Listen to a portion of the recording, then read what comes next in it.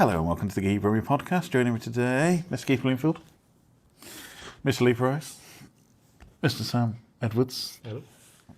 How have we all been? It's been a while since we've been in the studio. Last time we were out and about at AnimeCon. Indeed, yeah. It's a bit smaller here. Yes. Definitely. Slightly quieter. Bit quieter, yeah. Don't get as many steps in. No. Yeah. I think my legs still haven't recovered from that. But yeah, it was really good fun. Did screenings, did a podcast episode. If you've not watched it, link will be in the description for the previous episode. But yes, today we are talking about Shellebration, which was another event that we did with the wonderful Stacy from Stacey's Pop Culture Parlour and the Mockingbird, where we hosted the season 1 of TMNT the cartoon and the first TMNT movie, not the Michael Bay ones, the proper movies. We'll be talking about some trailers. So Bando Stone and the New World, Gladiator II, Time Bandits, F1 and Captain America Brave New World. We'll be doing short reviews of the Acolyte, Beverly Hills Cop, Axel F and Fall Guy. And Keith is bringing back an old loved feature, which we'll talk about. Plus, of course, the One Geek Thing. But we will be back shortly.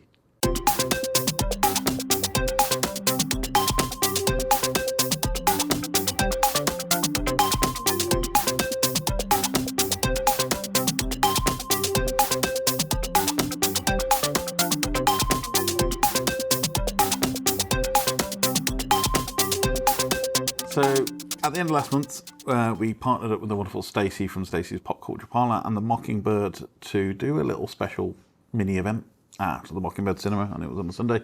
And it was to show the first 5 episodes of TMNT Season 1.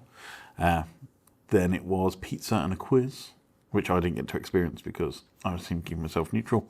And then we showed the original TMNT 1991. Well, is it 1991, Keith? 1990. 1990. Wow. So, as somebody who got to watch the event and participate in the quiz, what was the experience like? It was really good, actually. I was quite surprised. I was not looking forward to the cartoon, as I don't have particularly fond memories of TMHT, as it was when it was first screened. It was all right. It kind of dragged on for a bit, the cartoon, and you just go, oh my God. Thankfully, it was a very short season. Yes. I think it's only 5 episodes. 5 episodes. Yeah. So it wasn't. It was okay. It was pretty good to see it on a big screen. Mm-hmm.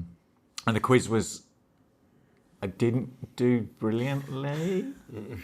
It was fine. I mean, there was stuff that apart from the comics, I'm not that big. I mean, I don't know literally nothing about the cartoon, nothing about the Michael Bay movies because I've not seen either one of them. Mm-hmm.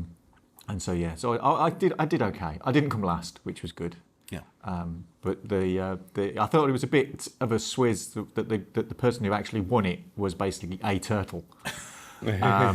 So I was thinking that seems a bit dubious that actually a turtle, a hero turtle, actually won the whole quiz thing. Yeah, Ninja Turtle. It was a chap who basically turned up in a full Michelangelo costume. Yeah, he must brilliant. have been sweating to death in that costume. It was quite warm. Yeah. But I enjoyed seeing the film again. Yeah, be glad we didn't show season 3 of the cartoon, by the way, which 47 episodes.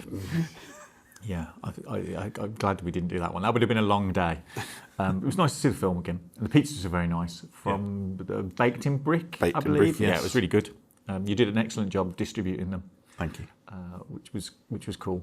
So the pizza was nice. Mm-hmm. It was good. I mean, it felt wrong not eating it in a sewer. So I don't know if maybe next time. I think that the Mockingbird is a bit better than a sewer. Yeah, but it's the authenticity. You can put that on the website, guys. The Mockingbird better than a sewer. That's the quote for that. It was really. I really enjoyed it. It was a good crowd as well. Mm-hmm. Everybody was there, kind of totally, and it was nice because there were younger people. Yes. So some clearly fans of the original, who now are parents of their own. Had brought their kids along and stuff, and they all seemed to enjoy it, which was really cool. There was one kid with the most amazing outfit, which was full Turtles top to bottom, wearing a Turtles baseball cap, Turtles hoodie, Turtles trousers, and it was Turtles trainers as well, wasn't it? Wow. Yeah. And Stacy did a brilliant job as host as well, which was quite good. She seemed to think that it was not going to be great, and it was like, well, obviously it's going to be great. It's Turtles and it's Stacey's Pop Culture Parlour. It's obviously going to be good. Mm-hmm. It was great. I had a great whole afternoon, really. It was cool. Yeah, it was pretty much from, well, I was there from about midday, but it was pretty much from 5 till 10 o'clock. Yeah, just a little bit longer, I think, which was good. Yeah. Yes, I must apologise to my friend Ben, who got his car locked in the car park because we left too late and they'd already closed the doors when they got there, so we had to go and pick his car up the next day. Yeah. But, I think we should do it more, hopefully Stacey will do another one for Secret of the Ooze. Well, there are some oozed-based conversations going on in the background. Yeah, I think we should do it. I think we should be... But what about the second Turtles movie? No.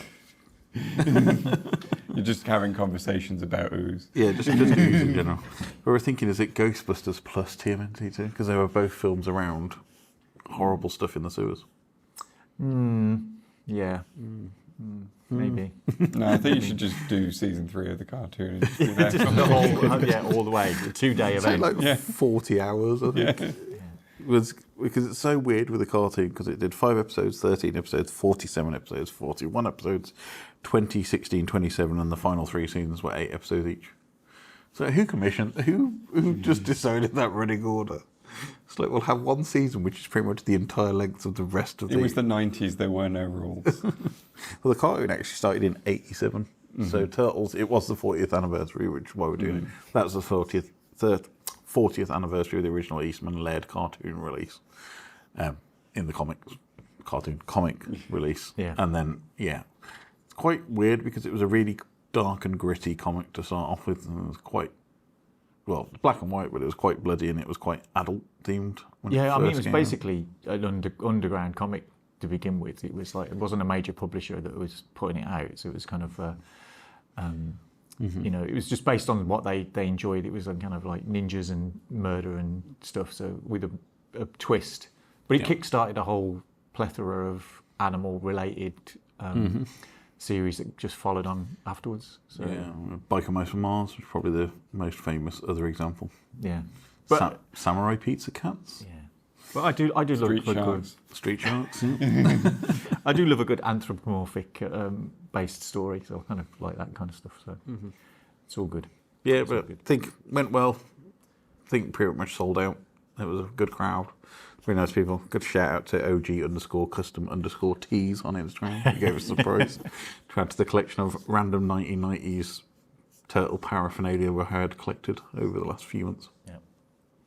Yeah, and if you're not really au fait with the Turtles, you can just follow Stacey's Heroes in a Half Shell podcast that she does as well, which is just Turtles related stuff. If you're not listening to the Parlour, covers all eras of Turtles. I think right from the original cartoon through to now. Yeah. And if you want to know what Keith is on about in regards to the Hero Turtles thing, I have a video on my YouTube channel which very briefly mentions it, as well as part of a discussion on video game censorship. But it's related. Yeah. Yes, basically in the 80s we weren't allowed fun things in the UK, pretty much. Specifically ninjas. Specifically ninja. Yeah. Cool. So it's been a while since we've done some reviews on the show, so I thought we'd do a bit of a roundup of stuff that has been on big screen and little screen. Let's start off with The Fall Guy, which I haven't seen, but I want you guys to try and sell it to me. So I believe it's a reimagining of the original 70s/80s TV series starring Ryan Gosling, Emily Blunt. It didn't do great at the box office, and I think it was kind of... It didn't perform as well as hoped, and it was kind of a launching off for a new franchise, but... It didn't do as well as hoped, but I think that's more because of the box office generally. I think there's a lot of films that came out around the same time, including Dune 2 and Furiosa, that have also really underperformed. I don't think it was deserved at all in the case of Fall Guy. I thought that was an excellent, like perfect kind of cinema popcorn blockbuster. Really thoroughly enjoyed it, and I can't recommend it enough. Because that's kind of what the cinema's been missing for a while, is just something a bit more low stakes and just a popcorn movie. Yeah. Keith, what were your thoughts on it? I thought it was great. It has absolutely nothing apart from the name of the characters and a studio that was thinking maybe this is an IP that's going to capture the hearts and souls of the nation, because they could have just called it Stuntman, and Yeah. it would have been exactly the same movie. It didn't need to be. This is the thing. Like, I saw a whole discussion online about it being an IP, and I was like, oh, it's what? Like, this is a thing that already existed, and then like I was like, oh, it's a TV show from what, the 70s or something? It was kind of the 80s, late 80s, because it was post kind of the Knight Rider stuff, so it was kind of much later on. And I was like, yeah, maybe that's why it didn't do too well if you're banking on the IP, and it's something that a lot of people probably haven't heard of. Yeah, I didn't. Like, I have no familiarity with the TV show. It didn't feel like I'd lost out on anything. I think there were a couple of cameos maybe from the original cast, kind of like not a post-credit scene, but there's a sequence where two of the actors from the original TV series, including one of the greatest action actors of all time, Lee Majors, who was the original Cutsevers in the TV show, came up. But yeah, so there was no premise. The premise wasn't. There's nothing relating it back to the show. So there wasn't. In the original TV show, Cutsevers is actually like a bounty hunter. And so it's all kind of like the pratfalls of like, how he can get away with doing various things using his Fall Guy skills. Whereas this, I think they should have just called it Stuntman or Stuntmen Deserve Oscars or something like that, because basically it is just a massive message to Hollywood to go, look at what we can do. And you should recognise how much stuff that stuntmen do. Because it was kind of like a behind-the-scenes look at what goes into creating stunts in films. So you got that kind of behind-the-scenes look as well. I thought it was quite nice that it kind of took a bit of a dig at current Hollywood as well, with its kind of like, ridiculous actors and directors that don't really know what they're doing and stuff. So it was kind of cool, but I enjoyed it immensely. It was just fun. And Ryan Gosling has taken a swing into, actually, I quite like you now. Thing where he's not taking himself too seriously. 2 films in a row where Keith liked Ryan Gosling. Well, I mean, 3 now with Blade Runner 2049. Yeah, true. But I thought it was great. I mean, hugely entertaining. Lots of fun, lots of physical effects, stunts, and it was kind of, again, same as the film we're going to talk about in a minute, a throwback to that era when it was like, let's just have fun. Let's every film hasn't got to be about the end of the world and everybody's moribund or whatever it is. It's actually, let's just we're going to the cinema to get out of the sense of everything in the real world is horrible and awful, and we just want to get entertained for 2 hours and forget about it and come out with a smile on your face and a spring in your step and think, actually, I really enjoyed that, and it was a good fun movie. I mean, it's a real shame that it hasn't done well, because it means we're not going to get the sequel Fall Guys, in which Ryan Gosling plays a team in a knockout. It's a knockout type competition. That would have been amazing. Imagine it's like a crossover with Tron, and he gets zoomed into a game of Fall Guys, and it's all Hollywood. If you're listening, there you go. It's crossover between the game and the TV show. But it is a thing.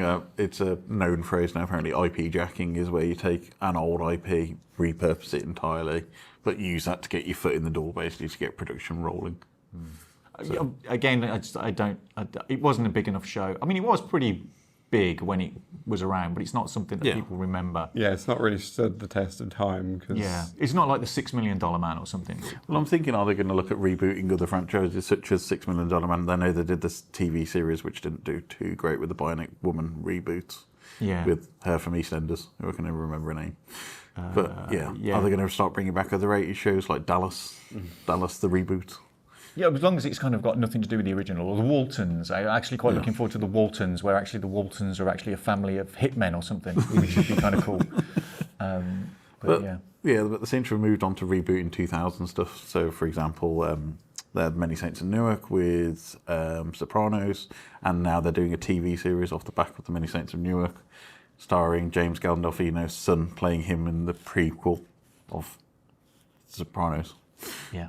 There's another thing about the Fall Guy that I loved, and I do need to bring it up, is that the fake film that they're filming in the film is kind of, there's a sequence where you hear the music from it, which references a composer whose name I forget. He's not very good. But I thought, this is better than the actual music that he does. And I kind of thought, this is much better. I like this. I would rather watch that. And also, Jan Strimmer, is it? Yeah, and also the fact it was referencing another film, that another director that's been out on Netflix, which isn't very good, and going, I'd kind of want to see this rather than this other film that's initials are RM. And I thought, your fake film looks better than the real film that got made. But But I think it's nice that stuntmen are finally getting some recognition in Hollywood. I know they've had their own awards for years, but it's kind of John Wick and everything like that, and Keanu Reeves really pushing for stuntmen, and you get stuff like Corridor Crew. I think they do like the Stuntman React series, which was massive over lockdown. I think a lot of people are really appreciating seeing behind the scenes. So I think probably, as you said, it's a good way to get into watching some of how Hollywood actually works nowadays. Yeah, I think as a tribute to stunt performers, it was a brilliant film. It, like you say, it's almost had a sort of, the first act was showing you how they do the stunts, and then the second act was, this is the film with all these stunts in, now you know how they're done. And then the bit over the trailers where you sort of see them actually kind of doing the work to perform the stunts that were in the film that weren't them shooting stunts in the film, if that makes sense. Yeah, they do kind of behind the scenes look in the credits, so you can see how actually they were done with the kind of all the wire work and all the rest of it, and drivers sitting above. You know, the mechanics of stunts in modern films are just incredible. Really, it's just good stuff. And I think everybody thinks it's just CGI nowadays, but it's great to see that it's still practically being done. Which moves us on to our next film, which is a massive 80s throwback, which is Beverly Hills Cop Axel F. So the fourth Beverly Hills Cop movie. Yes, we still count the third one, Keith. You can't erase it from everybody's memory. But this one harks back to Beverly Hills Cop 1 and 2. Eddie Murphy's back.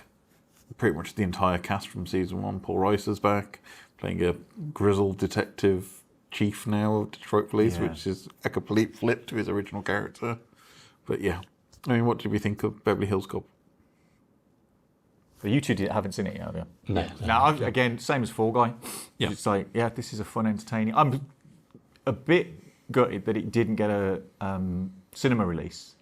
I can see why studios maybe haven't put it out of the cinema, because of the fact that the box office hasn't really been set on fire by anything this year apart from Inside Out. Is it more of a case that Eddie Murphy's star power has waned that much that people won't trust him with the cinema release? Because we had Dolomite, My Name is Dolomite, and that was a Netflix release, so is that where he's more comfortable? I think Beverly Hills Cop as a concept would have been enough to kind of get people back. And it is, again, another kind of throwback to that simpler times, 80s.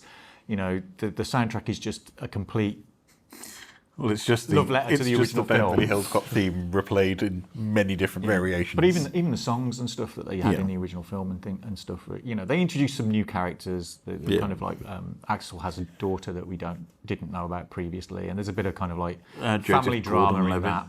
Yeah, but it acknowledges the fact that he's older and everybody else is older, and I kind of like the fact that you know there were things that he just couldn't do anymore, and all the rest of it. And Judge Reinhold as Billy was like, you know, there was like lots of throwbacks to similar scenes in the original film, but with that added edge of like, we're much older now. But I quite like that they gave pretty much all the stunty stuff to Joseph Gordon-Levitt, who plays like a up and coming detective, and he partners up with Axel at some point in the movie, and it's nice that there's somebody else that they could kind of hand that torch to. And I wouldn't mind seeing a JGL doing a continuation of the series with Beverly Hills Cop. Maybe there's a possibility there. No, I think because Beverly Hills Cop is Axel F. You know, I think if that's it. If you're going to do something else, it's not Beverly Hills Cop. It's whatever. But I kind of liked it. At least he was a competent cop as well. Yeah. I was more shocked at the fact that John Ashton was 35 in the first film, because that man looks older than he is in this film. But again, it was just a purely entertaining, you know, couple of hours. And it's low stakes. You don't have to be saving the world in every film. I think that's part of the fun of it. It was just purely Beverly Hills, take some gangsters on, some corrupt people. Yeah. But yeah, what do you think about Kevin Bacon being added to the cast? Kind of cool, you know. He's doing his thing at the moment, where he's kind of doing his I'm just the villain and everything now.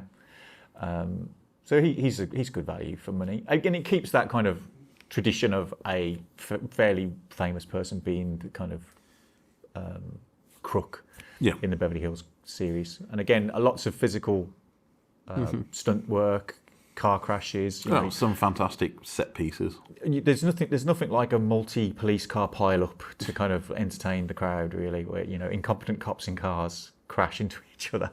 It did feel like a reimagining of the first two movies to a certain extent, because it was just beat for beat. Yeah. This is where we have an action scene. Then we'll have some dialogue and plot. Then there'll be a bit of Eddie Murphy comedy. Yeah. Then there'll be another action And scene. we'll bring back Surge and for sequences that actually works quite well. Actually, I thought Surge did quite a good. Yeah. His introduction in this film actually worked quite well. Yeah. Although that character is just, Here's chaos embodied, isn't you wouldn't be able to write that character now. No.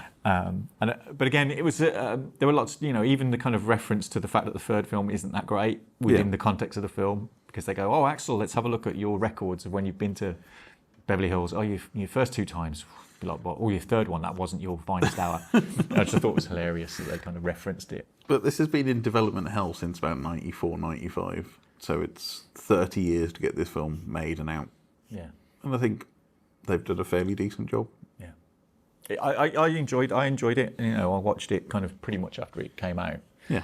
I had a great time, a couple of hours. It was nice. Would have been nice to have gone to the cinema and been in a room full of people kind of laughing along and stuff. I mean, I will say that because it got released, released on streaming, and just heard people talking about it, I genuinely thought that it was a series. Just from what I was, because I wasn't really sort of seeing a lot of what people were saying, just sort of vague references to it, and I thought just from the name and the fact that it was on streaming, I just assumed they made a series of it. And that, it could have worked kind of as a shows series how maybe as a not mini very well series. marketed it probably was. Well, I don't think they've marketed it at all, really, in terms of it's come up on the kind of like main screen occasionally, but there's not been any kind of marketing push in terms of. Which is strange, because you think when Eddie Murphy was at the height of his star power, this would have been plastered everywhere under the sun.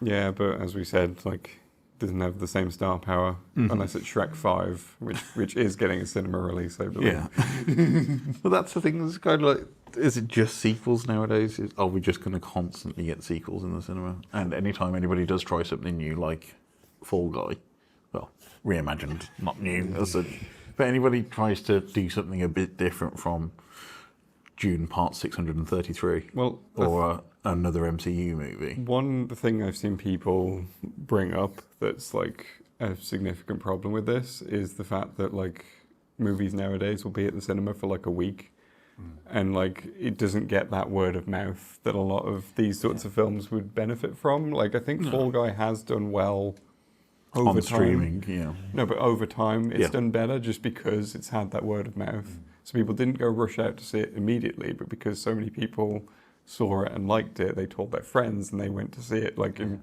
following weeks. But if you take it out of the cinema, You've not got that impact. Yeah, it's the same with Furiosa was the same. It was kind of they've piled everything into that opening weekend, and if something doesn't perform in the opening weekend, they go, well, that's a complete disaster, and we're going to pull it. Yeah.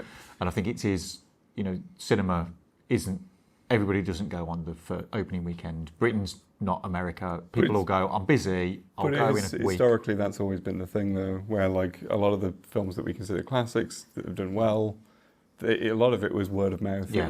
They were built over time. Yeah. But I think there's a rush now to get it onto streaming as soon as possible, or get it onto Blu-ray and DVD, because that's where they'll earn. Yeah, let's get it onto streaming so that we can lose money. We're really good big brain business boys. Yeah, I think it's unfair on a film as well to kind of call it a flop or a disaster or a bomb if it's not made $1 billion in the first weekend, because it's that's not an indicator of the quality of a film. Yeah. And I think people are put off by they go, oh, I heard that was a bomb, so it can't be. It's done badly at the box office, so it must be a bad film. Yeah, and the two do not relate at all. Okay, well, we'll flip over to something that had an even bigger budget than Axel lifted as a movie, which is The Acolyte on Disney Plus at the moment. So it's had a lot of controversy. I think there's the usual Star Wars fans hate Star Wars fans now, and there's been a splitting within the audience.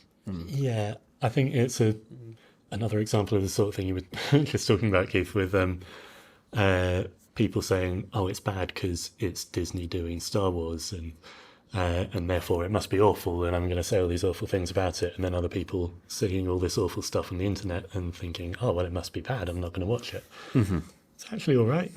I'm quite enjoying it. I wouldn't say it's the greatest series that's come out of the Star Wars stable. No, if you think about it, one of the things that I've seen, one of the big complaints I've seen about it was there's a scene where like someone uses a lightsaber to like chop off her hair or something, and I was just like, is this really all you have to complain about? Exactly.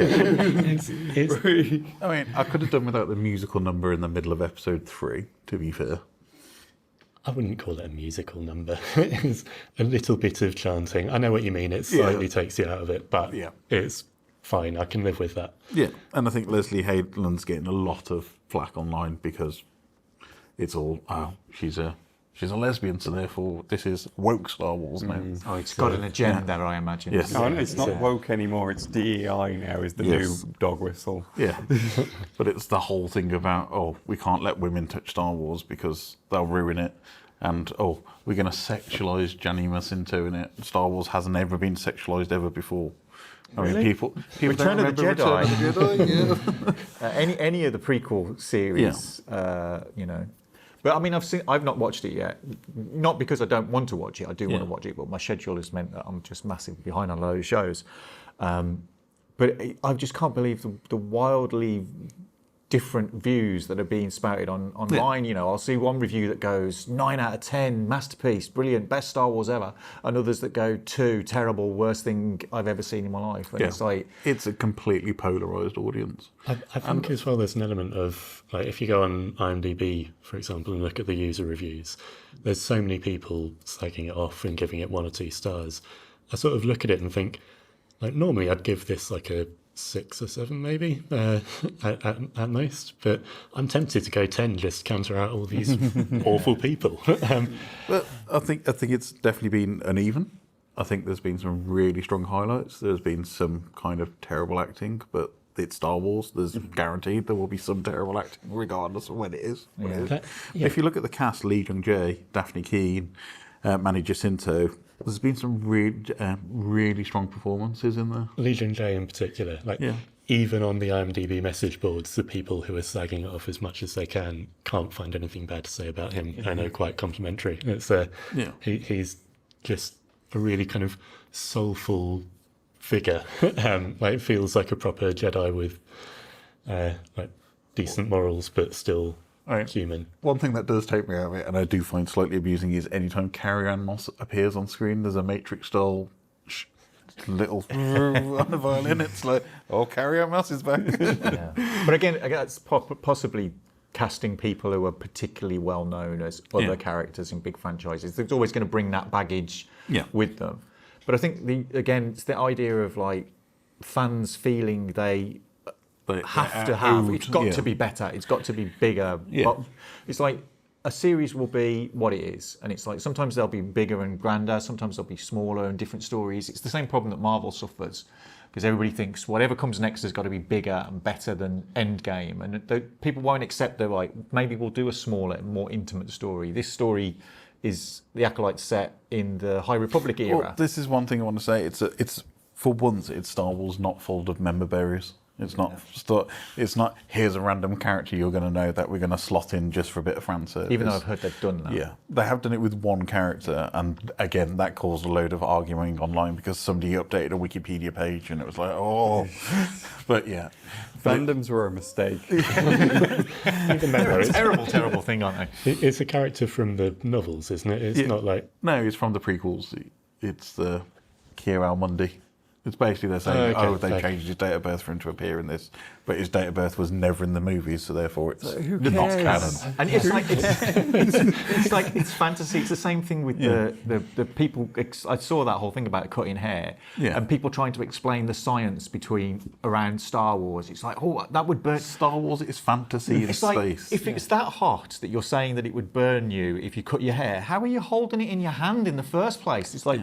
It's fantasy. It's like just first go with episode. it. There's a fire in space, and everybody was going, George Lucas would have never had fire in space. It's like, have you seen episode 1 where R2-D2 gets introduced by putting out a fire in space? It's like it's already there. Stop picking on tiny Star little Wars things. Typically, just operates off the rule of cool. It's like. Yeah. We want to put this thing in there that works for whatever we want to do at that moment. Which is exactly the reason why I want to watch it. I want to see a bunch of people with lightsabers having a fight and some spaceships and Some of the fight scenes, I would say, they're probably the best fight scene I've seen since Obi-Wan versus Anakin. Yeah. There was one, without any spoilers, in the most recent episode with a character that I think everyone was really looking forward to seeing in a fight, and did not disappoint at all. That was excellent. Yeah.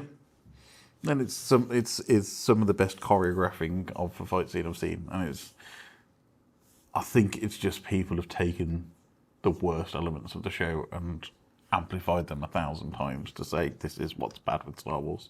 And it's kind of, don't watch it. Yeah. You got Disney Plus. Go and watch the original films if you want to do that. Well, it's like you said at the beginning, no one hates Star Wars more than Star Wars fans. Yeah. Cool. But yeah, I would recommend viewing it. And Absolutely, if you're a fan of a different angle of Star Wars, have a try. Make your own mind up about it. Don't listen to people online. So it's been a long old while since we plumbed the depths of YouTube finding some movie trailers. So we thought we'd pick a random selection and bring them to review prior to actually seeing the content.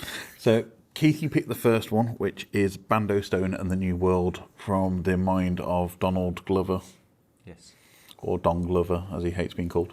Yeah. But this is the last thing under his Childish Gambino alter ego, officially. Well, it's kind of like, we're not 100% certain at the moment what it is, because it's the final Childish Gambino album, of which there is supposedly this film called Bando Stone. So it's either a soundtrack album or a studio album with a movie. This is kind of like, it's a bit like Prince's album for Batman. So like, there's lots of songs related to the film, but there's not necessarily going to be in the film. So I've been looking this up over the past few weeks to kind of figure out whether it's actually a real thing or whether it's just a massive promotion for the film, for the soundtrack, and it's not actually a film because there's no like release date or anything on there. The IMDb page is pretty kind of lacking in stuff. So this trailer's come out of nowhere, and I loved it. I thought, great trailer, brilliant. So they released this trailer with A Quiet Place Day One, so it's kind of filling that apocalypse vibe. Yeah. Well, I kind of like, if you watch the trailer, when it opens up, it's almost like I just go, is he coming out of a TARDIS? Because it's this blue door, you can't see it, and it's kind of like, is this like a new take on Doctor Who? Yeah, so he's kind of like this singer that's trapped in. I mean, it is quite funny because basically they're going, this is all you can do is sing. You are useless in a post-apocalyptic world. And they've got all this weird stuff going on. There's a kind of like a rhino-sized warthog thing, and it's basically he's battling prehistoric animals. So like you see cassowaries and there's a sequence where it's basically the Gallimimus sequence from Jurassic Park. That must be filmed in exactly the same location because it looks the same. But there's these big it's clearly the Lost Island key. But if you remember reboot the cartoon, there's these blogs coming from the sky and they would delete elements of the world. And it seemed to be quite inspired by that with some big neon blocks. Great, and he wears a Spam baseball cap. Yep. In it as well. And a I mean, it looks Hawaiian great. shirt. It looks like an extension. I mean, if people have been watching Atlanta, and as Atlanta progressed, it became more and more surreal and magic realism and weird things happening. And it seems like a natural progression of that into a film. And I like the retro style logo that it's got, which is like, this is really cool. So I'm hoping it's going to be another kind of like throwback, cool kind of film that just is fun and entertaining, and it looked great, and I thought this is a film I want to see. I hope it's a proper film and will just end up being a kind of 45-minute promo for the album. It's like, please make this a film. I wouldn't mind seeing a decent 45-minute movie, to be honest. I think those have disappeared. I would like something which is 45 minutes to an hour, which has a good story, versus 90 minutes with loads of filler in. Yeah. But again, I think, was it Beyonce with Lemonade? Yeah. It was a similar kind of thing. But it's just the details are thin on the ground, really, at the moment. They've obviously spent a lot of money on this trailer. Yeah. And it's like, if they've not done something actually movie related, I would be very surprised with the amount they look to have spent on this. Well, there's an Instagram page for Bando Stone. Yeah. And there's kind of like cryptic clues. They've put out a map and stuff about things. So there's kind of this mystery surrounding it. So it's quite, What do you think of it being the end of Childish Gambino, which has always been his music alter ego? I kind of think it's it's in a way it's the Bowie-ness of it. It's this kind of like, it's whatever Aladdin Sane or Ziggy Stardust. It's just this persona that is coming with it, and I think that it'll be interesting to see where. Maybe Bando Stone is the next character on the list. I mean, technically, he's a character, and it's I kind of like. Well, that's kind of one thing I was wondering if like this is all tying in with the album. How much of it is going to be from the perspective of this singer? Yeah.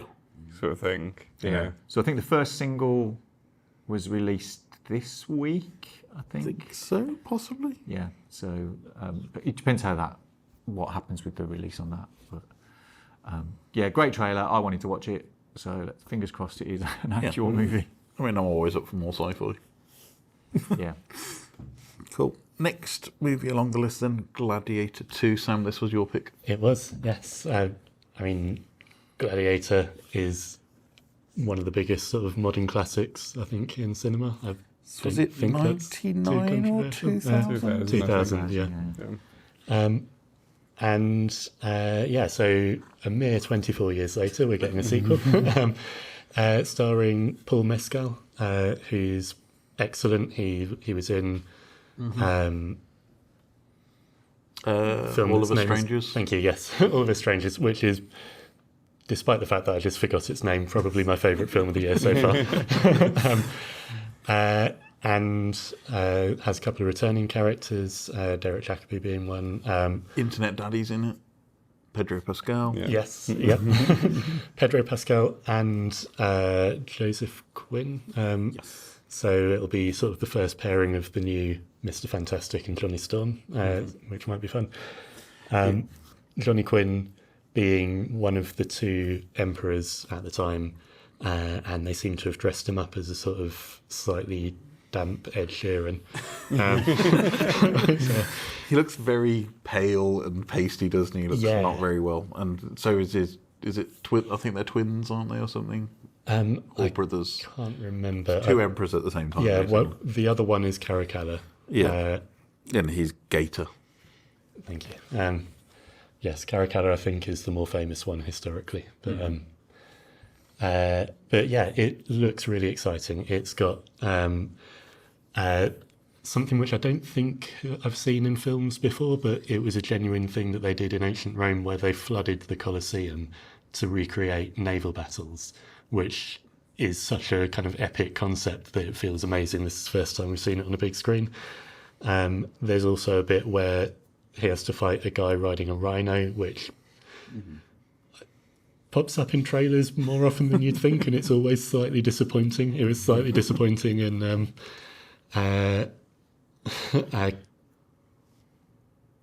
Black Panther, and it was also slightly disappointing in I don't think I'm thinking of 300, but I might be thinking of 300. It's probably 300. It's 300, Yeah. Which I have to say, Yeah. this trailer gave me serious vibes of the terrible, not great sequel. Yeah, Rise of an Empire. I thought this was a pretty... Personally, I thought it was a terrible I'm just trying to think of another rhino scene, and the only one I can think of is Ace Ventura 2. Yeah. That's the wrong end. That's the wrong end. But I just thought this Gladiator 2 sequel trailer just seemed like one of those, like, yeah, we've got the license for this film. Yeah. It's not really related. We're just going to call it Gladiator 2 and stick it out on straight up to video, bottom shelf, with maybe a few famous actors in it, or at the end of their We can't get career. Russell Crowe. He's too busy doing exorcisms. Yeah. So It just kind of it just felt a little Gladiator kind of like, 2, Son of Gladiator, or something. But As a sequel. yeah, it just seemed a They bit kind of. kind of have, because Paul Mescal is playing Russell Crowe's son. Yes. Yeah. And it would have been a bit weird if they had brought Russell Crowe back, given the end of Gladiator. But it just smacked a little bit, kind of like, do we really need this film? And there wasn't really anything in the trailer. I kind of thought, this doesn't feel as powerful and epic as the original felt. It kind of just, I didn't really understand what the trailer was trying to communicate to us. I'm not like, what's the stakes here? You've got a few cool actors like looking all moody and weird, and then they kind of do the weird thing of going, let's stick a contemporary music track on the trailer, because that's going to sell it to the slightly kids. When Yeah. Denzel And you kind of Washington go, turns up what's just going to on here? reinforce the point, Yeah. So I kind of thought it was a weirdly position trailer to try and make you excited the stakes about are, it. would you like to see more people smacking each other in a coliseum? We've got ships now. Yeah. It's cool. Yeah. You like pirates? I would like to see that, and I think Ridley Scott does that very, very well. But do you think they brought it back because of Game of Thrones and stuff like that, and this is their kind of historical epic way of getting Well, it? there's another similar film or TV series with TV Anthony series. Hopkins Yeah. coming soon, and I'm kind of wondering whether it's just we're in that period now where everybody goes, yeah, Rome's cool again, isn't it? It was in Godzilla recently. It's fine. We're done with samurai, now it's ancient Yeah. Rome again. Yeah, it's kind of, we've run out of superhero movies. They're still on. But it's kind of, Hollywood's moved away from superheroes now. So is it going to be Westerns? Is it going to be samurais? Is it going to be Romans? It's that 20-year cycle of swords and sandals, isn't it, really? It's kind of like, and you kind of know there's going to be a few boobs in there somewhere, definitely, because that's the kind of thing these movies go for. It feels like an executive has come into a position and is like, his hyperfixation is ancient Rome. So he's just commissioning all the ancient Rome stuff. But I was looking at Ridley Scott's filmography since Gladiator. So we had Hannibal, good. Black Hawk Down, good. Matchstick Men, Kingdom of Heaven.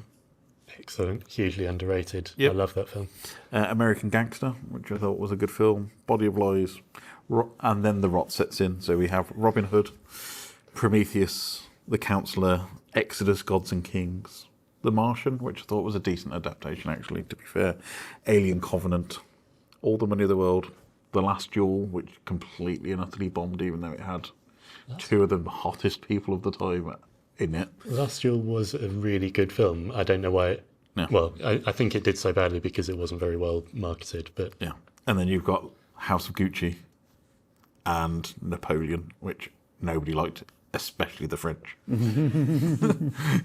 So is this kind of him trying to reset the dial of it and go, I'm actually a fairly decent director, please let me have a chance again? So I know you think his brother was much I don't know. better It feels like the fact that obviously you brought up Prometheus and Alien Covenant in there. It feels like another attempt at chasing past glories in the same way that he's done with those. Yeah, and it's quite interesting. I don't think he's involved at all in Alien Romulus. Yeah, he's kind of an executive producer and Oh, stuff. is he? Yeah, so he's But got, is he he's got his finding- hand in there. Yeah, but it's kind of, you done now, Ridley? You can retire. You've had a good enough time as a director.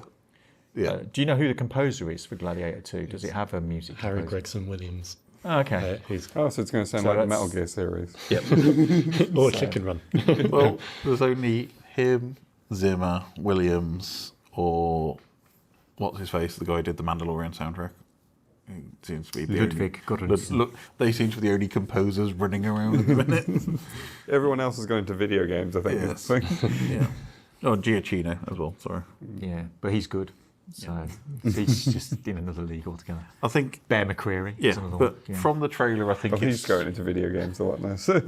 from the trailer, it's probably going to be a good watch, but it depends on how much modern music they shove into it. I accept as a trailer it wasn't amazing, but I'm still very excited for the film. Yeah. And there's quite a lot of nods back to the first film as well by the look of it, so we shall see how it goes. Right, so now it's my trailer choice time. I'm picking something coming on Apple TV, which I've still not purchased or had a trial of yet, but this is really tempting me to have one. Jermaine Clement, Ian Morris, Taika Waititi are back after doing What We Do in the Shadows, and they are doing a reboot of Time Bandits based on the 1981 film by Terry Gilliam and Michael Palin. So I thought it looked pretty cool. Keith, what did you think?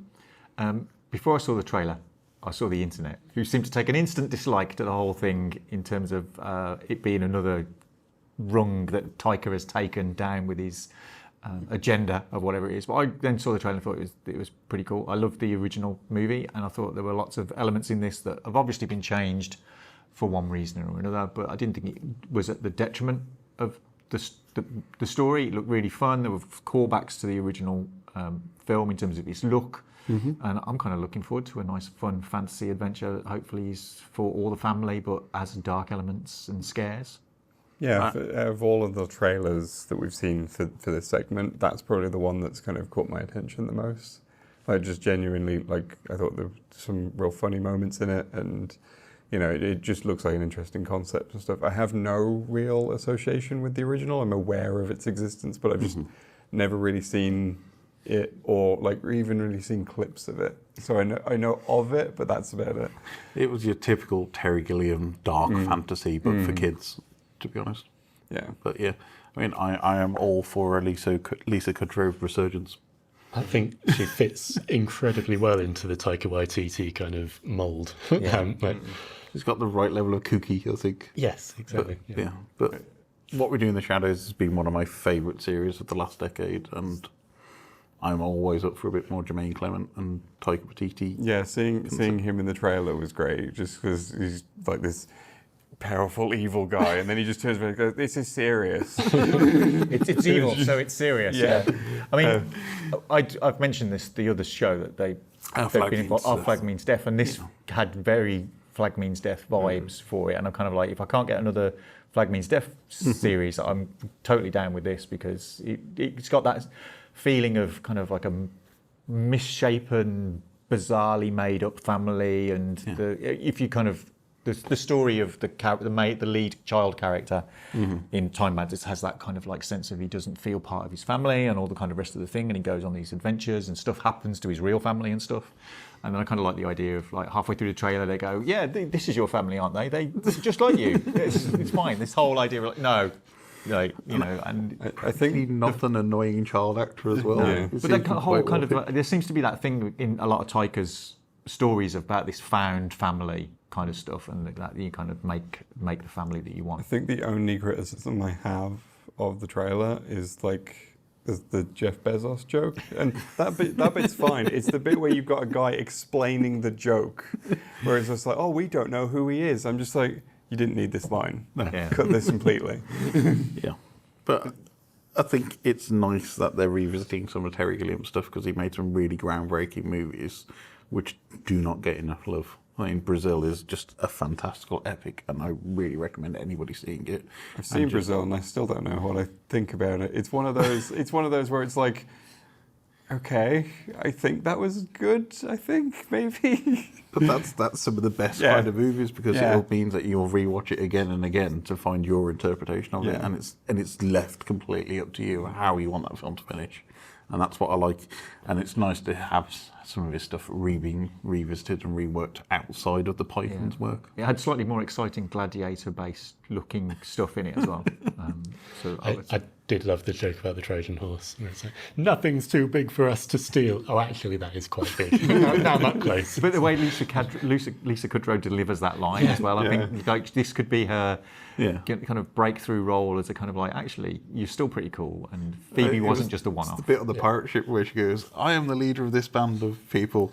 It sorts everything. Actually, we're kind of level even. But it's that Taika and Jermaine Clement kind of sense of humour, which I kind of like. I do kind of like a slightly antipodean comedy stuff. It's very much more closer to British comedy than American comedy. It feels like New Zealand/American hybrid stuff of ghosts and horrible histories, and I think that's probably the vibe they're going for. Did you ever see Netflix had another series, Monkey? The legend of it was a kind of New Zealand thing. It was a remake of Monkey, and I really enjoyed that. I went for 2 seasons, and that had a similar vibe to it, which is kind of a cool thing. So yeah, I'm totally down for this. I will watch it. I've got It's a shame it's on Apple TV. Yeah, you can get a 7-day trial with it, and I imagine Apple will drop it weekly as well, which I do quite like. But there's other stuff on Apple I've been meaning to watch for a while. I mean, Ted Lasso, etc. I mean, the shockingly amount of quality stuff that is on Apple TV is Severance. Everybody keeps raving about. Severance. I still want to see the Tetris Monarch. movie. Sorry, horse. Yeah, A phrase I never thought I would say. I want to see the Tetris movie. Okay, it's moving swiftly along. F1, the movie, starring Brad Pitt, Lewis Hamilton, Damson Idris, Kerry Condon, and Javier Bardem. Sounds like a real stretch for Lewis Hamilton. No, he's in it. he is listed on the IMDb. No, I'm page saying as like for him as an actor, it feels like a real stretch for him to play an F1 truck. I mean, what is he going to bring to the role? Has he any experience in the thing? We already know Keith's going to hate this because music is by Hans Zimmer. So we'll move swiftly. Well, I mean, of the trailers we've watched so far, I kind of thought, I don't know what the Gladiator II trailer is telling me about the movie. This one was just basically, you remember Moneyball? That's that with F1. No, And the it was trailer told me, hey, here are some F1 cars. Yeah, also 60-year-old That's men it. can drive F1 cars. Yeah. No. Well, that's one point I was talking to you guys about. Mika Hakkinen, who is 55, retired in 2001. Brad Pitt is 60, and he's playing a retired F1 driver coming back I think from one there's a last lot of people season. who don't realise just how much like physical fitness you need to have to be a professional racing driver, especially Formula One. Although my main takeaway from that trailer was like, you're making Formula One look far too exciting. Yeah. But it's like, I mean, a lot of people complain that trailers give away too much of a film's plot. This time I was like, there's cars, and Some of them have that's crashed. it. And like, what is your story here? Is it an old driver comes back to battle his Pretty much nemesis, that's the plot, or is- is it just like here's some pretty shots of cars that are probably CGI and like we could have done it for real and whatever it is. It says a lot that I know more about motorsports than I care to realise. That like as soon as I saw like the bit in the trailer where like the two F1 cars are like sort of, jostling for Jockeying position yeah. right next to each other, I'm just like, okay, they're going to get penalties. Yeah. And like they're going to be forced to the back, because that's what Formula One is. It's just the most boring motorsport because I was of waiting stuff for like Martin Brundle to be in the trailer, just wandering around and shoving the microphone up random celebrities' noses. I'm hoping there's a subplot about the two guys in the pit lane, because there's obviously animosity between these two guys, because there is a sequence where they kind of lean out and kind of give each other the eye, and I'm like, is there some kind of subplot here about like they were brothers or something, and there's a clash and they're both on different teams, one's on McLaren, one's on Red Bull or whatever it is, because it could be really exciting. It isn't. It's I never gonna be did exciting. find it funny at the beginning of the trailer where you've just got Brad Pitt listing off Formula One teams. I'm just like, well done, Brad. Well done. He's not got the script right in front of his face. You have. Lotus, McLaren, Red Bull. Well, it's like, okay. But you've got Joseph Kosinski doing the direction on this one, and the last big film was Top Gun Maverick. He's also doing Twisters, which is out soon. He did Tron. Legacy. As well. I mean, he's a great director, visual director. He's a great director. It's just I don't really get what this film is. Well, it's officially licensed because they're using the current F1 logo, so I'm assuming it's pretty much just a giant advert for Formula One. Probably. To be fair, it does. Sort of the flip side of what you were saying, it does look like as exciting as Formula One is ever going to look. Yeah. But wouldn't you just kind of watch Formula One instead? Do you not? Do we need a movie? Maybe, but if you're going to watch Formula One, you might as well watch it in a nice condensed 90 minutes instead of over several hours. But then surely you could this just is watch the Ford thing- versus Ferrari But instead. this is the thing that I was saying though, is like the thing about Formula One is it, because like there's so many penalties and so many like things of just like that basically reduce how exciting it can actually be. Yeah, This that'd is be going to red like flags, obviously yeah. take those liberties that are going to make it more interesting. I thought what the trailer did lack though was any shots of drivers throwing their helmets on the floor or kicking tyres. It's like that would have given me kind of like that kind of a bit more of an excited vibe of a driver like throwing his helmet on the floor. And There's probably some executive at Formula One being like, absolutely not. Well, How dare you say that our drivers are petulant rich children? Well, there's two ways you can always do an F1 trailer. One is no music and just use the sound of the cars, which has been done multiple times, and it's quite effective if you want to do it. Or you can do the hodgepodge montage of what we got, where it's here's a 3-second clip from the film, and we'll just skip into it about cars going like this. It just, it wasn't a very impressive trailer, and I think it's purely for F1 fans, this movie. If you don't like the sport, you're probably not going to go to the cinema and watch it anyway. yeah, I don't think it's going to be $1 billion box office smash. You underestimate how popular Formula One is, Keith. I'll eat my Formula One baseball cap. I'm not If it necessarily is. saying it'll be good, but I am saying that Formula One is very popular. Yeah, and it will be one of those films that's going to be on Sky for eternity, because they'll put it on when the F1's not on, so people can go, oh, F1. They'll dedicate one of their channels to it, and it will just be on 24 hours. Right, so moving on to our final film, and I picked this one for you, Lee, because I know how much you love this franchise. It is Captain America: Brave New World, and it is the 35th film in the Marvel Cinematic Universe now. It's too many films. There's 35 films too many. And the second New World that we've talked Yes. about today. So Anthony Mackie's back as Sam Wilson, Danny Ramirez, Shira Harris, Carl Lumbly. Giancarlo Esposito is obviously playing the bad guy in it, because that's all Giancarlo Esposito has done. His entire career is now look slightly menacing at camera. And it doesn't even matter what medium. Like, he was in a Far Cry during it. He was Although, Maxine. He's not entirely a villain in Maxine. He's not perfect, but he's. I don't think the character he's playing in this is actually an out-and-out villain either. No, but it's nice. Liv Tyler's back. Interestingly, Betsy Ross. yes. Harrison Ford is playing Thunderbolt Ross, and Sans Tim the moustache. Blake Nelson is in it as well. The leader. Yeah, so we got characters coming back from the Incredible Hulk, one of the forgotten The Eric Marvel Bana movies. era. Yeah. I mean, the title itself, Brave New World, of course, referring to Aldous Huxley about this dystopian future where everything is controlled by mass media. Bit on the nose as a subtitle to a movie, maybe. But yeah, from the plot, we know that Sam Wilson is trying to support Thunderbolt Ross, and they're trying to get Captain America as an actual military role. And it looks like he's trying to be president, or he is the president. I can't tell. I think he's either running for it or he is. So they're bringing characters back from the Falcon and Winter Soldier TV show as well. The problem is though, Harrison Ford can't be president because then they'll hijack Air Force One. Yeah. Maybe there will be a scene where he's on Air Force One and Sam has to come and rescue him. I mean, he's he is a former flyer. Yeah. I mean, I like the trailer in the fact that it pared back the superheroics. Yeah. It was definitely kind of learning the lesson of why Winter Soldier was such a good movie, that it was like, it's a spy thriller. You know, it was definitely hints of like Jack Ryan, which with the Harrison Ford connection is quite amusing. I really loved the line where it said, "You might be Captain America, but you're not Steve Rogers," and he went, "Yes, I know." Yeah. Which I think again takes away that superhero-y bit.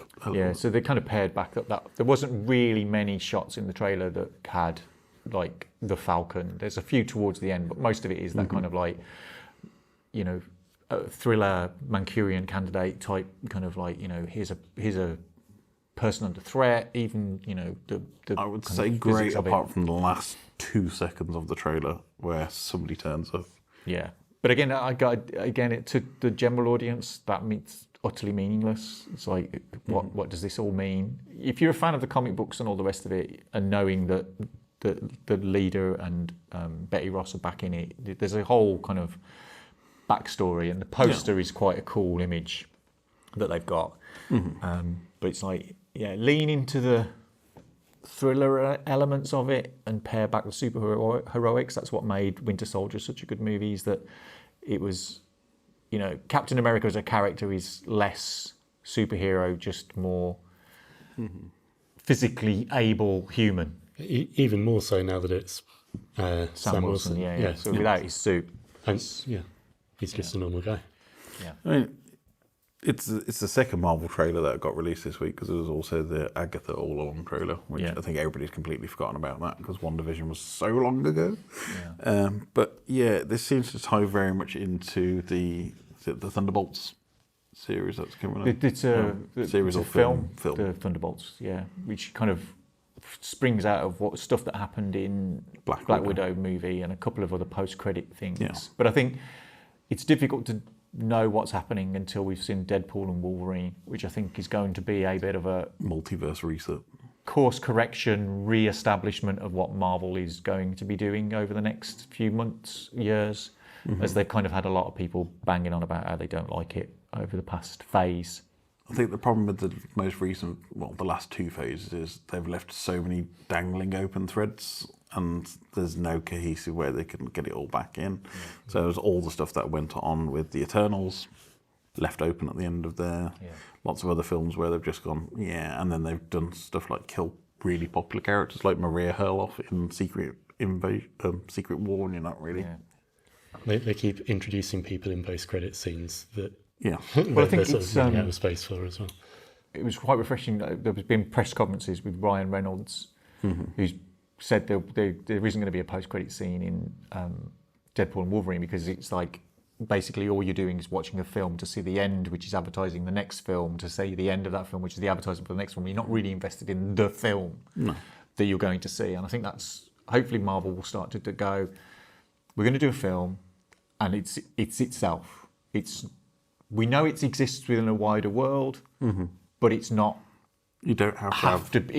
Everything doesn't have to be interconnected. I think they built themselves into the Star Wars issue of you've got to have a cameo from somebody else just to tie it into the wider universe. You don't need to do that. Just take the characters, put them in their own little shoebox, and let it act out. It's the problem with the comics that I've seen so many times is like in order to follow a lot of the comic stories, you need to follow like a bunch of different series because they keep intertwining all the story.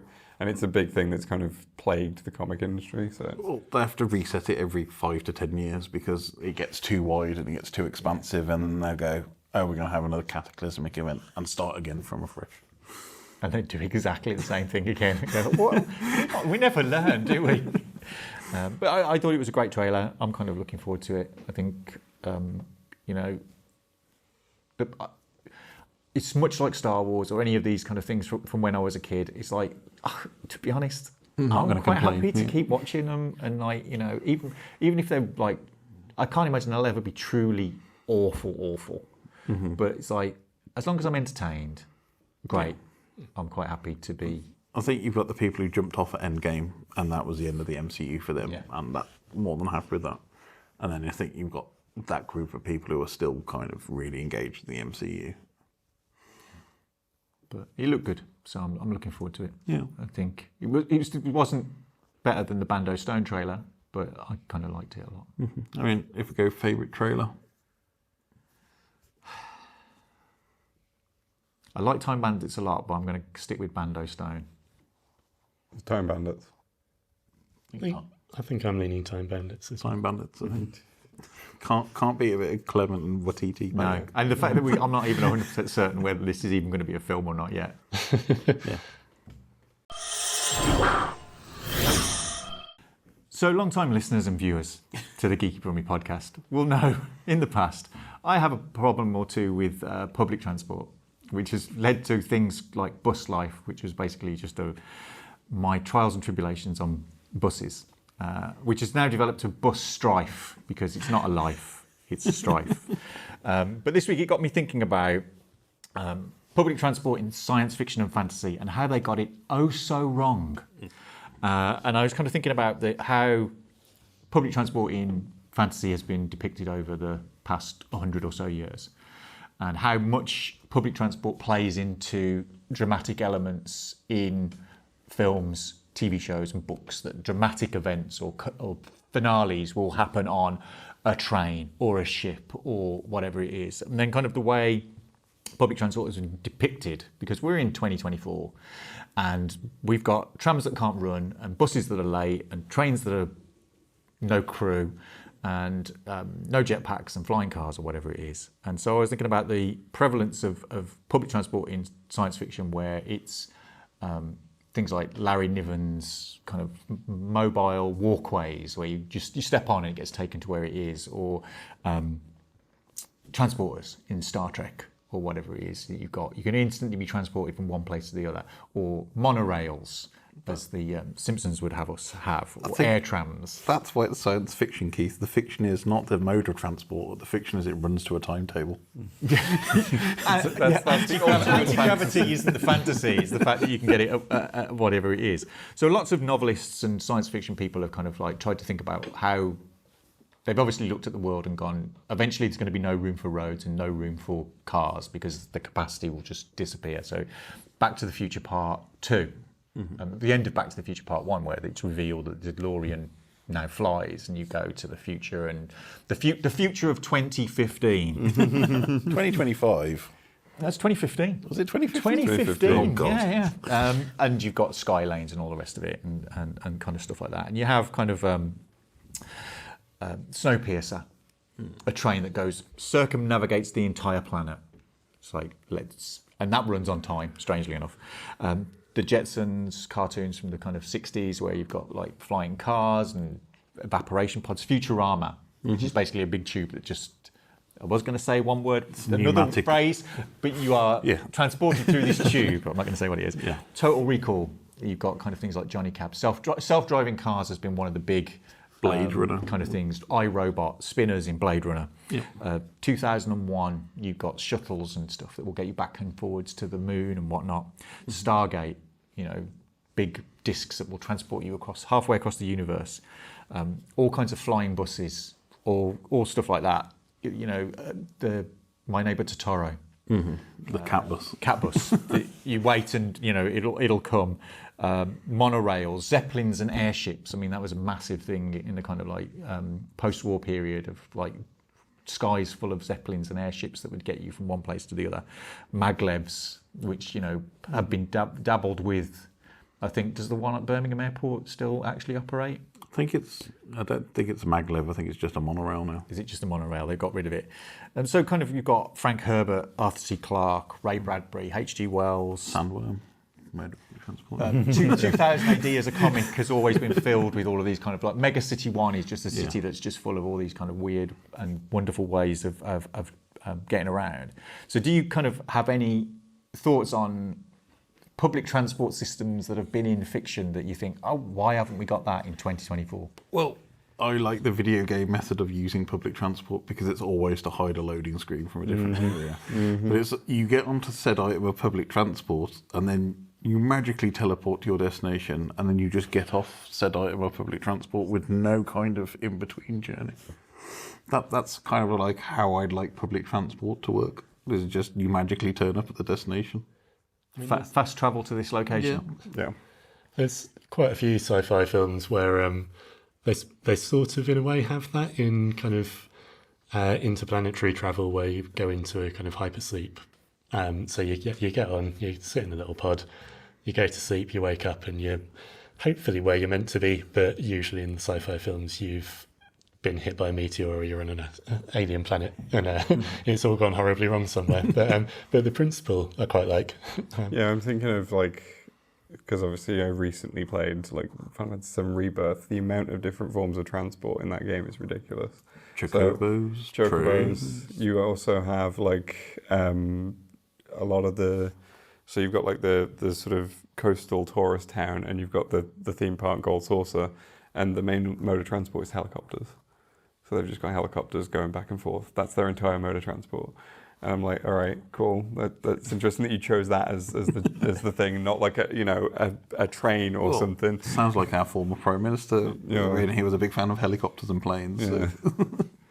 But it boggles my mind that we're in the 21st century and yet we're still not able to do mass transit in a way that makes sense. Because the whole idea of like fantasy novelists thinking it makes out that you can actually travel interstellar distances easier than it is from getting from here to Harborne on a bus. It's like you kind of feel like you've done interstellar travel. Keith, it's the same principle as like how it's cheaper to fly to Malaga and then fly back to London than it is to take the train. I know I've seen articles of people who have flown to a European destination to have a coffee and a catch-up because it's cheaper than getting a train between 2 points in the UK, which is insanity. But the thing that always gets me with most sci-fi things is the transport is planned first. So they'll have a city, but you'll usually find it's usually a very nicely laid out grid or kind of radial system. And the transport is always done first because it then makes logical sense to get from A to B. But it never happens like that in reality. Nobody plans a city properly. Because they're talking about that, that line city they've been talking about in Dubai, where they're just digging out a just giant channel from the sea all the way into the middle of the desert. They're planning to have one train line go back and forward along that. That's not going to work. That's not going to work. It's like, if you want to get from one end to the other end, that ain't going to be sensible. Yeah. There's like plan it out a little bit better. Yeah. But it's kind of, if I always think of many films, it's usually trains, etc. is the main transport.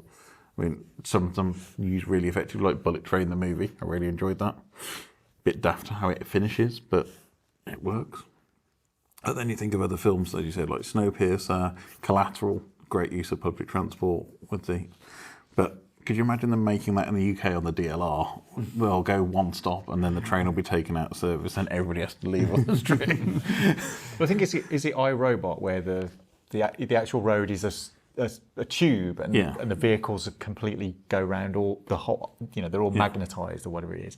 And then even thinking of things like turbo lifts in Star Trek in the Enterprise that go in multiple directions. So it's not just up and down; it will go left and right, so you can get wherever you want.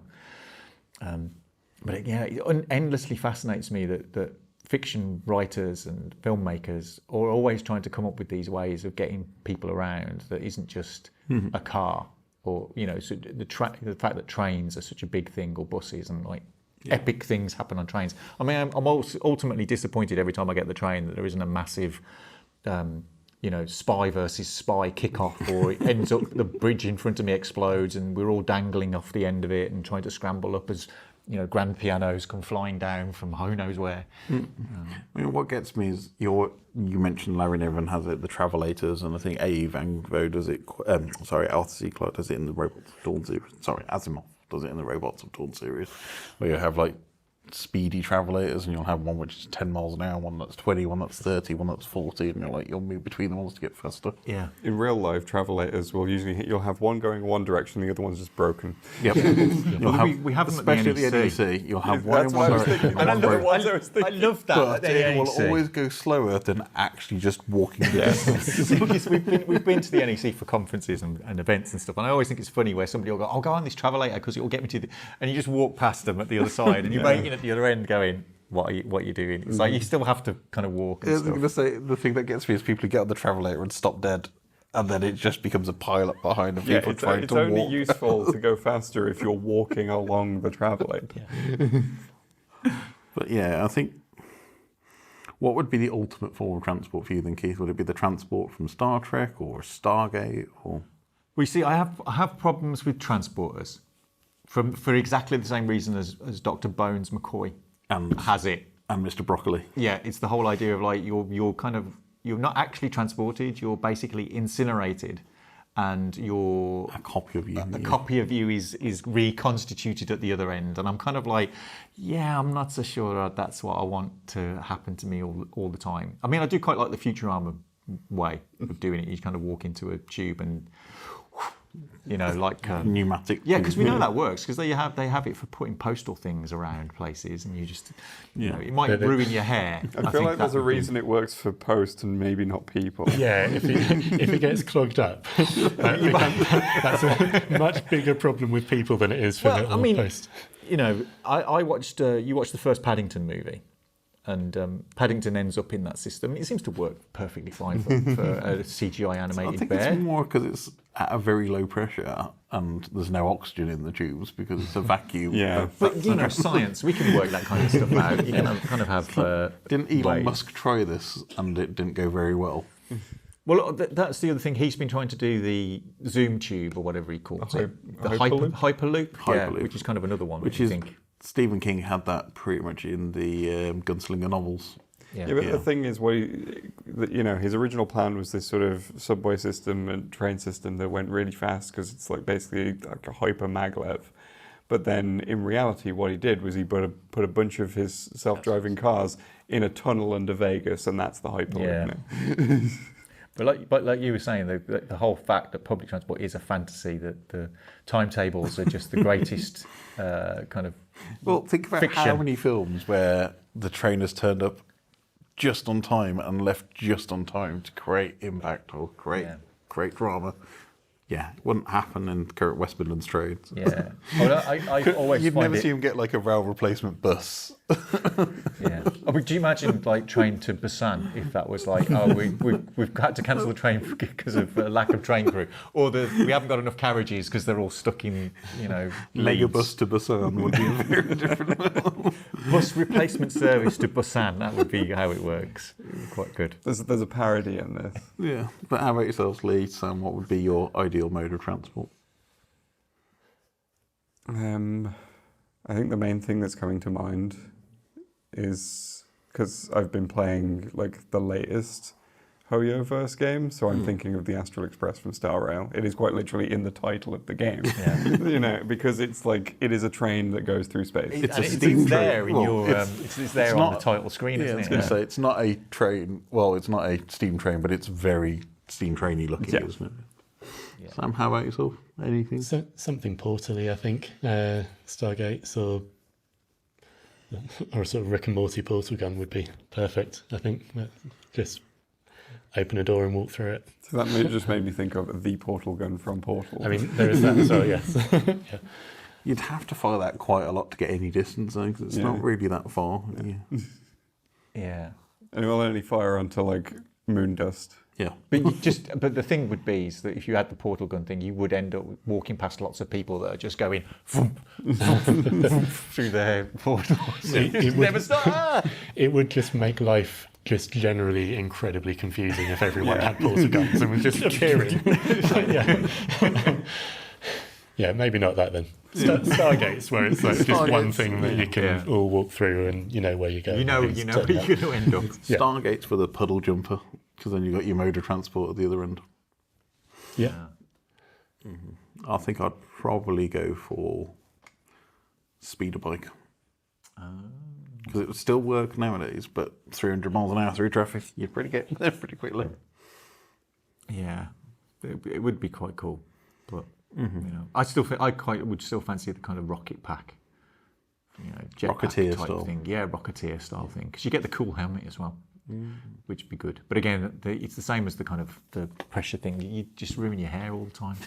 Just come off with a helmet. That's the concern. It's your hair, not helmet hair would be like terrible every not time. the G-forces or No, it's like lack of oxygen, slamming into the ground at 300 miles an hour. No. air pressure. because that's always the thing I always find disconcerting when you get somebody who's worn a motorcycle helmet or a jetpack helmet, they take it off and you go, your hair would not be like that. Cool. It is time for our regular feature of One Geek Thing, where we pick the one thing since the previous episode which has been consuming our geeky interests. I'm going to go with Lee first. Okay, which is kind of appropriate considering we're talking about transport. Because one thing that it made me think of is that I've been playing the original Max Payne, and obviously that starts in like a subway station.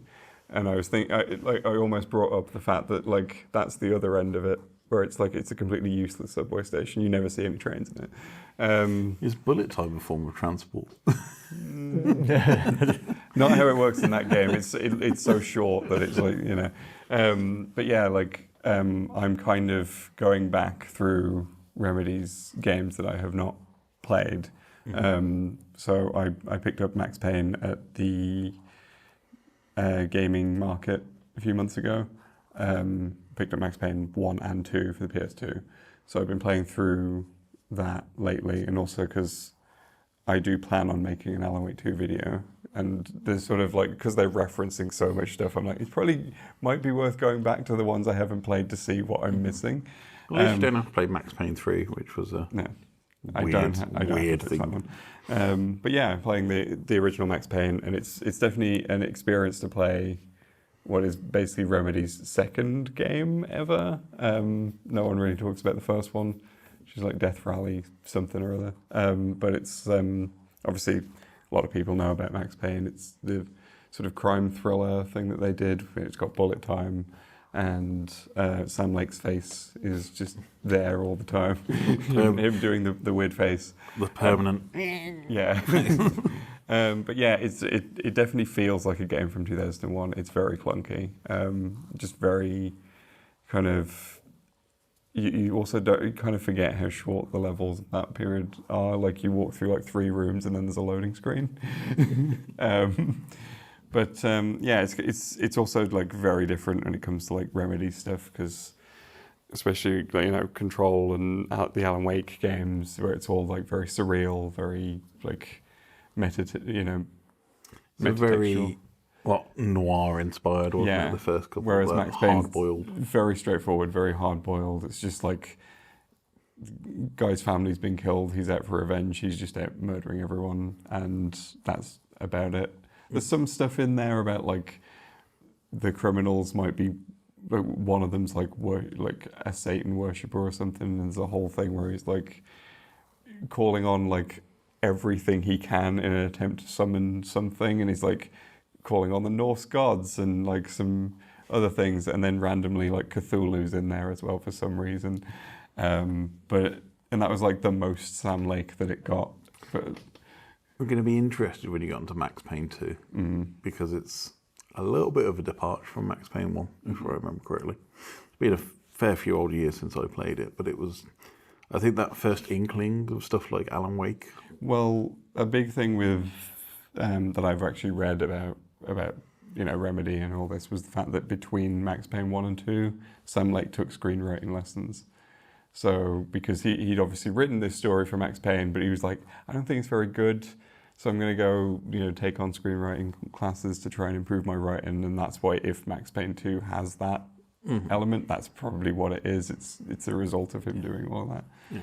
And obviously he's just honed his craft over the years, and just everything's now referencing everything else, and it's... Be interested what you feel about the interface, because I know it was very much the FPSs back in that era.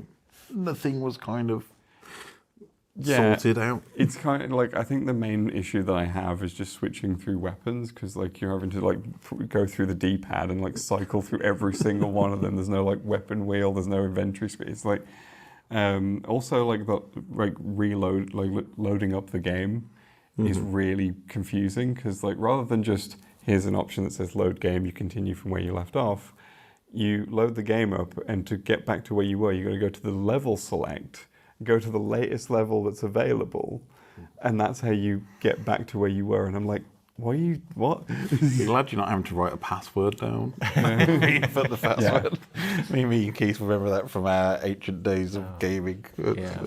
God. Well, I mean, I definitely was playing games of that era. I did have like the snares and stuff. So yeah, it was worse when it was passwords that were like icons of things as well. So, oh my God. Just horrible memories of stuff like Day of the Tentacle coming back. And the wheel for passwords, etc. But it's quite interesting, because I can imagine this is games that are never going to get remastered, like we've seen on it's the getting a remake. Oh, is it getting a remake? Remedy are remaking Max Payne 1 and 2. So they bought the license back off Rockstar? No, Rockstar are publishing it. So they're doing it for Rockstar. I was going to say, because that was the kind of weird thing, is because Rockstar took Max Payne 3 off Remedy and gave it to a different developer. Yeah, because they've always owned the rights to it. And obviously Remedy didn't. It's the same thing with like Quantum Break, which I've also bought. Yeah. Because it was on sale in the summer sale for like a $5, so I was like, yeah, I should probably get that. Because if I'm going through all this, that I should probably look at that, especially after playing Night Springs. Because there's a whole thing in Night Springs for Alan Wake 2 where you play as Sean Ashmore. Literally the actor Sean Ashmore. Because that always gets me, because you've got the Ashmore twins and they turn up randomly, but you never know which one's which until like I don't think I've ever seen them in anything together. But yeah, as soon as I played that, I was like, oh God, I've got to play Quantum Break, haven't I? Yeah, I mean they've been together in a couple of things. I'm sure they've turned up in Warehouse 13 as well at some point. I think one of them was in Warehouse 13 and the other one was in Killjoys. No, or they might I think there was episodes where they were both in it, and I think they were both in Killjoys at some point. But maybe I'm wrong, and it's just I couldn't tell one from the other. I mean, knowing the way this is going with like the Remedy universe, I wouldn't be surprised if they hired the other one, and they could have them together. Especially because it's a whole multiverse thing going on, and there's multiple Sean Ashmores now. Yeah, maybe they'll hire the other Ashmore to be the new Max Payne and get rid of Sam Lake's face off him. Yeah. That would work. Cool. But yeah, so I mean, they're all great games, and I think, as you said, they invented. Well, they didn't invent bullet time, but they were the first game to bring off the back of the Matrix. Yeah, but they were the first ones to bring that to the gaming world of slowing things down. And it's also just like very interesting to kind of see that history, having played like Alan Wake 2 was one of my games of the year last year, and like it's just kind of interesting to see like the contrast between like what is like their first sort of classic one and their most recent one, and like how different they are, and you can kind of see the progression over the past few years. But yeah, it's been a fun time going through that. Awesome. Sam, I'm going to go with you next. Okay. I have been watching an excellent new series on Netflix called Supercell. Not the gaming company that makes Clash of Clans. No, not as far as I'm aware. They might be multitasking, but no. This is a superhero drama produced and directed by Rapman. About basically, the idea is there's a number of black people in South London who suddenly, out of nowhere, develop superpowers. They don't seem to have anything in common, but one of them finds that he's able to teleport through time and space, accidentally teleports to the future, and is told that if he doesn't assemble the team of powered people to battle some sort of evil force, then his girlfriend is going to be killed on a certain day. He then comes back and has to try and track down all these other people. It's really, really exciting. It feels like the vibes of it are very similar to the first season of Heroes, and the all the acting's great. The characters all come from sort of slightly different walks of life. So one of them is a sort of young South London gangster type. He's not a very nice character. There's some quite interesting sort of dynamics in terms of the normal kind of superhero. Or they're all really good guys. They're definitely not all really good guys. They're very flawed human beings. And yeah, I'm thoroughly enjoying it. I binge watched a bunch of episodes last night, and I think I've only got one left now, which is going to be my thing to watch this evening, I think. It sounds very kind of misfits / heroes. Having that kind of. Yeah, I think if you enjoyed Misfits or Heroes, you will enjoy this. I'd say it skews more towards Heroes than Misfits, in that Misfits is quite comical, whereas this is very much more of a drama. It's got some very creepy villains as well, who are some sort of superpowered people, but they seem to be getting kind of controlled by a shady agency, which I think is led by Eddie Marsan. I've only seen him very briefly so far, but he always makes an excellent baddie. It's really, really compelling drama if you like your superhero stuff and you've not had too many Marvel films recently. Then definitely recommend it. Yeah, I like it when somebody takes a darker look at the superhero stuff, like The Boys, etc. Having that kind of superheroes, if they were in real life, aren't going to be nice and happy people and nice and saviours. No, and even though they've got the powers, it's not a kind of, oh, now I can do whatever I want kind of thing. They've still got problems in their personal lives and that sort of thing that they need to tackle, that powers can't help them with. And yeah, it's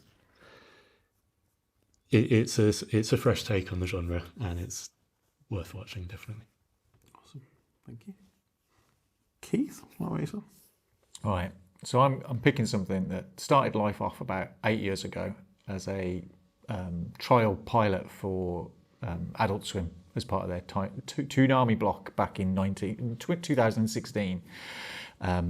Everybody was talking about it last year when it aired on HBO Max, which we didn't get in the UK because HBO Max just want to sell us Dungeons and Dragons knockoffs, Game of Thrones, and its spin-offs. But it's in the last couple of months, it's actually made the move to Netflix in the UK, and it's an animated TV show called Scavenger's Reign, which is basically the story of a interstellar cargo ship that undergoes some kind of catastrophe, in which the crew have to abandon ship, and the ship then crashes on an alien planet.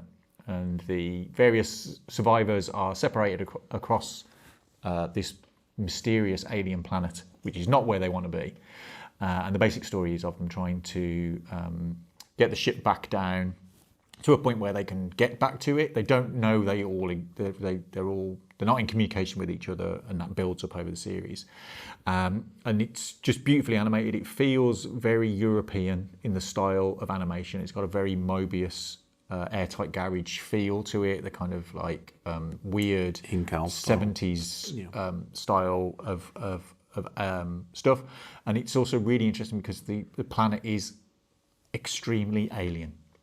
All of the life forms that these people come into contact are just utterly bizarre and surreal, and the kind of the complications of trying to survive on a planet that is not designed to support human beings is really cool. And there's lots of like character dynamics going on, and how these characters are then trying to struggle with all the various fauna and flora encounters that they get, and how do they get back to the ship, which will hopefully get them off the planet and back to where they were supposed to be going. It's beautifully animated, a relatively unknown voice cast, not full of major stars, but it's just beautifully animated.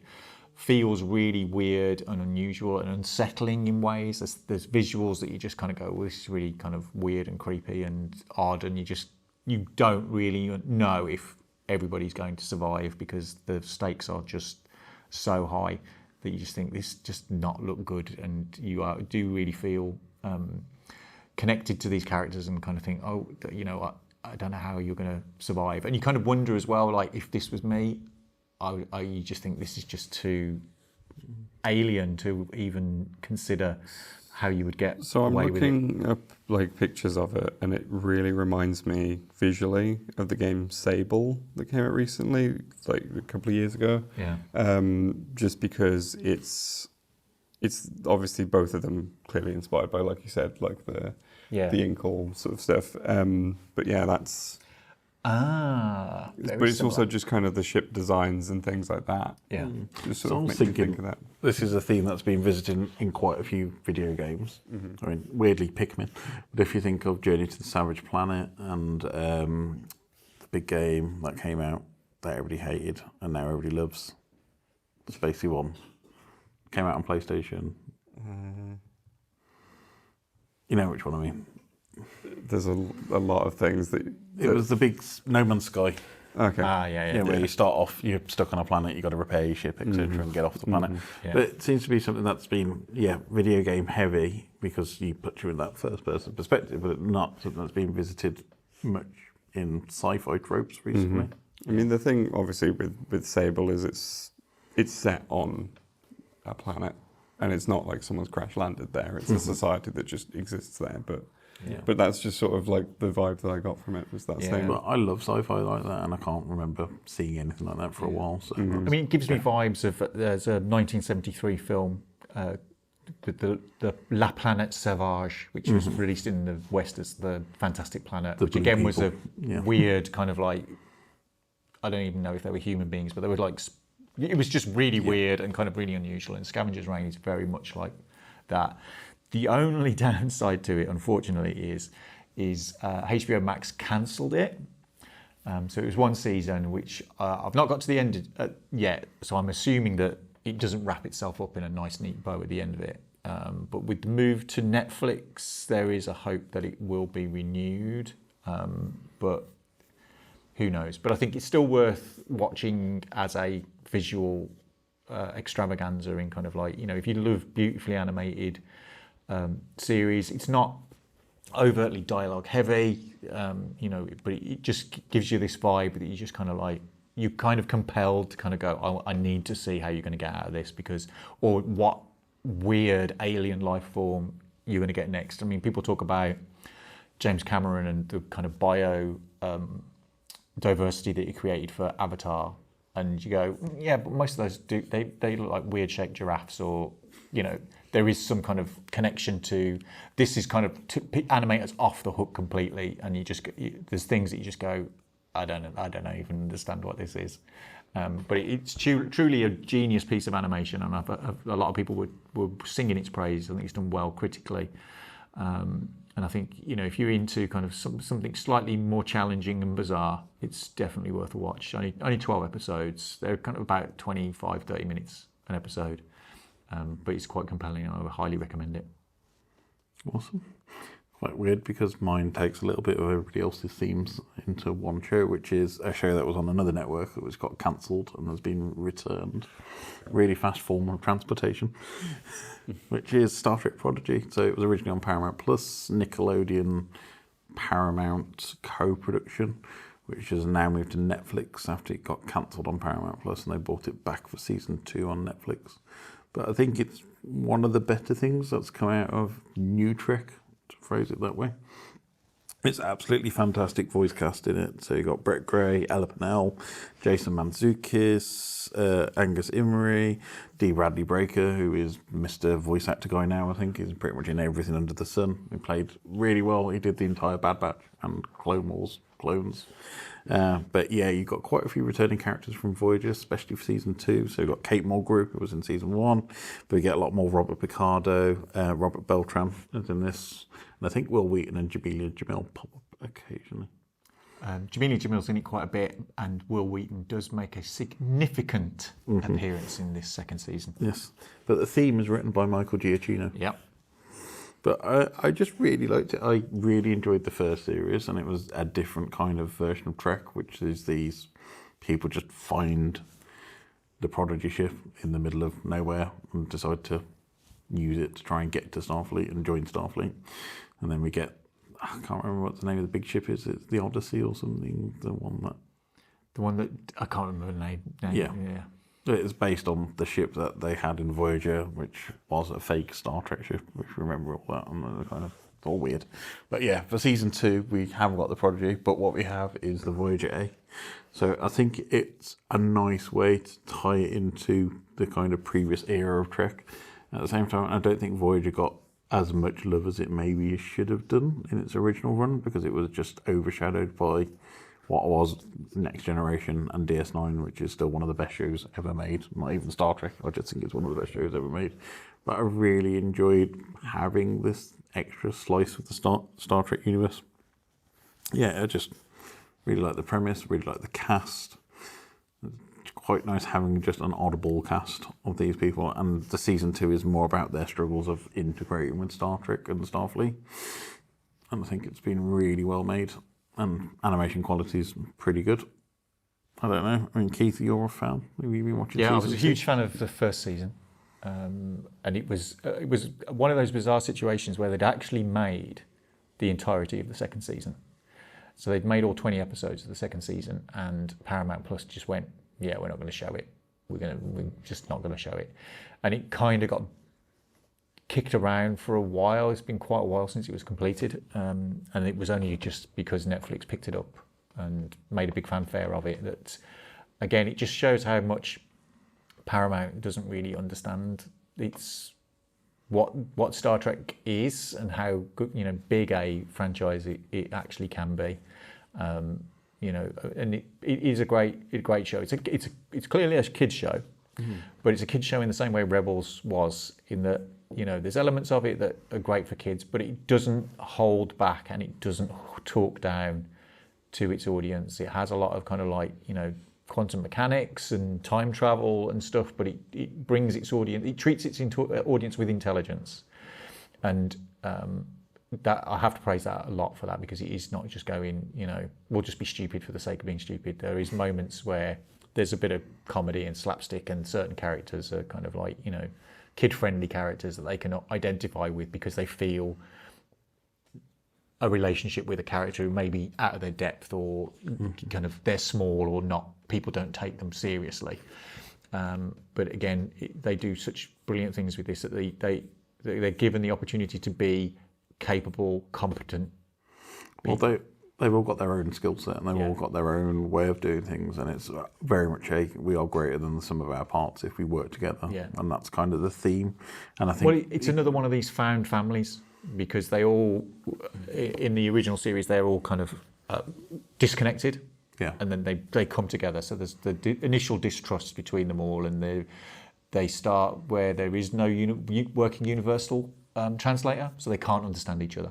They're not speaking the same language, and then things kick off, and the holographic Catherine Janeway is brought in.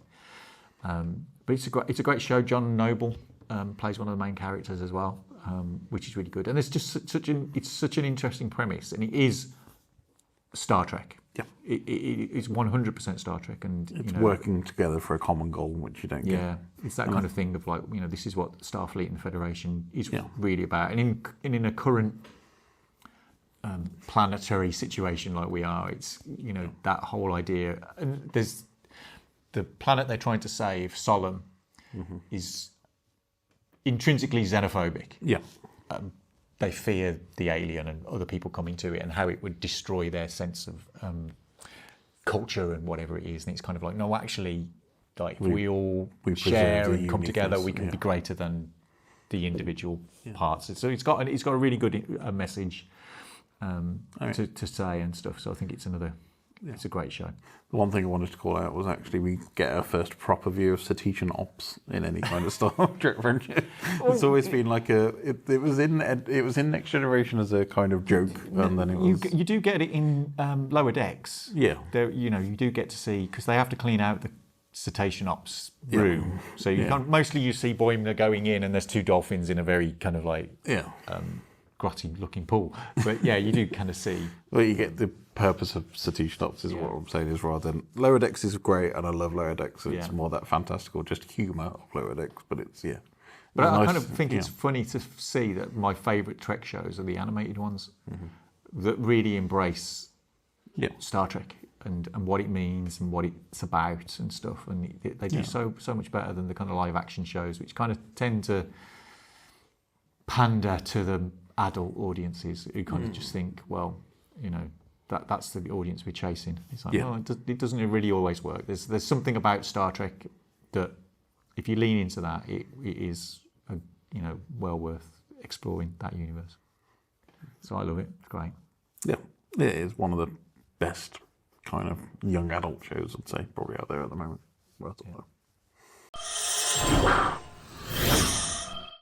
Thank you for joining us on the Geeky Brummie Show this issue. Lee, where can we find you online?